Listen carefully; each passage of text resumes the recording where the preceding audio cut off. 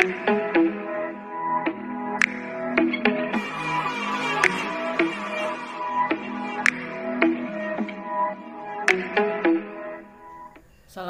warahmatullahi wabarakatuh.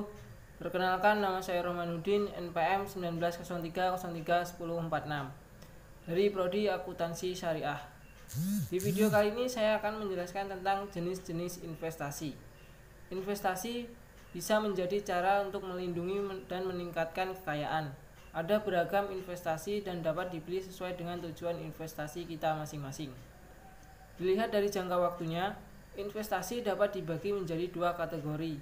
Keduanya adalah investasi jangka pendek dan investasi jangka panjang. Yang pertama, investasi jangka pendek. Investasi ini memiliki periode yang cukup pendek dengan hasil return yang bisa dilihat setelah 3-12 bulan. Jenis investasi ini juga sering disebut dengan istilah investasi sementara atau sekedar untuk melindungi dana yang kita miliki. Ada dua ciri yang membuat sebuah instrumen investasi bisa disebut sebagai investasi jangka pendek. Yang pertama, investasi tersebut harus memiliki kualitas yang tinggi. Dan yang kedua, instrumen investasi tersebut harus sangat liquid dan mudah dijual kembali. Yang kedua, investasi jangka panjang. Seorang investor menahan dan menyimpan investasi ini 5 hingga 10 tahun sebelum menjualnya dan merealisasikan return tersebut. Bahkan tidak sedikit investasi jangka panjang yang hanya dibeli namun tidak dijual kembali. Meski demikian, investasi ini membutuhkan waktu yang relatif lebih lama untuk menghasilkan return. Investasi jangka panjang umumnya memiliki return yang lebih optimal dibandingkan dengan jenis investasi jangka pendek. Namun sebagai konsekuensinya, resiko yang ditanggung pun juga umumnya lebih tinggi. Ada beberapa investasi yang banyak diminati oleh masyarakat Indonesia.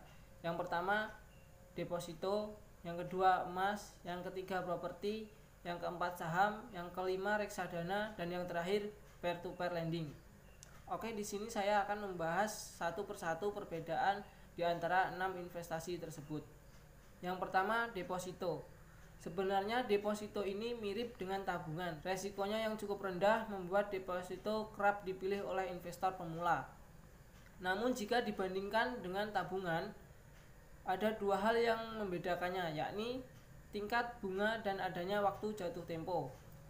Yang kedua, emas. Emas bisa dijadikan pilihan yang cukup menarik, sama halnya dengan deposito. Resiko investasi emas juga cukup rendah, nilainya cenderung stabil dan terus mengalami peningkatan di setiap tahunnya. Jika ingin investasi emas, sebaiknya pilihlah emas batangan. Berbeda dengan emas perhiasan, nilai emas batangan ini murni dinilai dari beratnya. Yang ketiga, properti.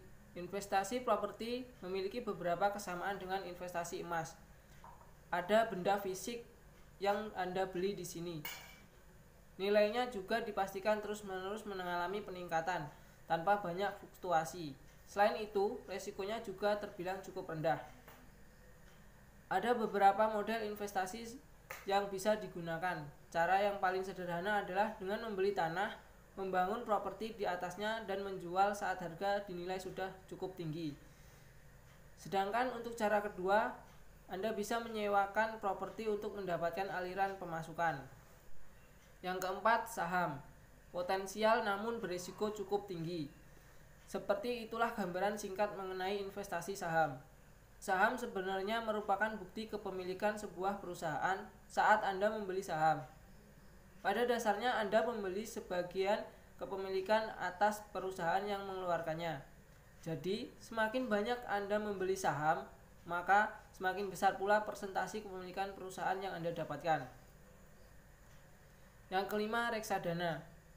Mungkin sebagian orang masih belum tahu apa itu reksadana.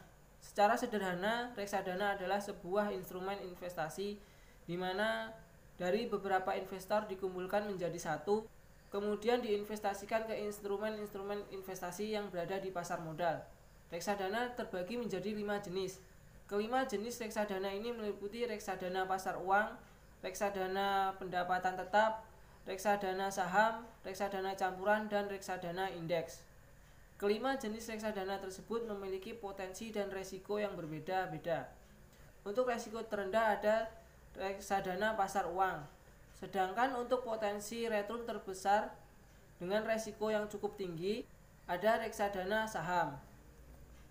Dan yang terakhir, peer-to-peer lending.